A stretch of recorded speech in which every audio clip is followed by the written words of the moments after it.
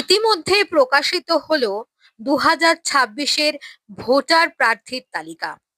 এবারের চমক, দক্ষিণ কলকাতার বেহালা পূর্বের প্রার্থী শ্রী শুভাশিস চক্রবর্তী।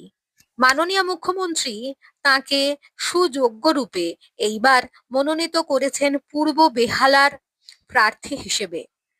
শ্রী শুভাশিস চক্রবর্তী মাননীয় মুখ্যমন্ত্রীর লড়াইয়ের প্রথম দিনের সহযোদ্ধাও বটে। গতকালই ছিল প্রার্থী শ্রী শুভাশিস চক্রবর্তীর প্রথম প্রচার মিছিল। এই মিছিলে দক্ষিণ কলকাতা তথা পূর্ব বেহালার প্রায় লক্ষাধিক মানুষ তাকে আশীর্বাদ জানান, ভালোবাসা জ্ঞাপন করেন।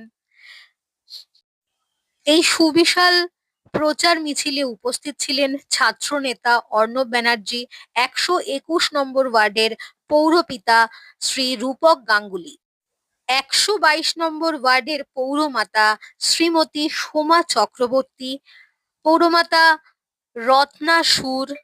এছাড়াও উপস্থিত ছিলেন ট্রেড ইউনিয়নের নেতা অশোক সরকার, জোয়ালা মণ্ডল, সঞ্জয় রায়, সৌরভ সিং এবং শ্রী শুভাশিস চক্রবর্তীর আশীর্বাদ ধন্য দক্ষিণ কলকাতার লড়াকু দলীয় সৈনিক রাজা মজুমদার।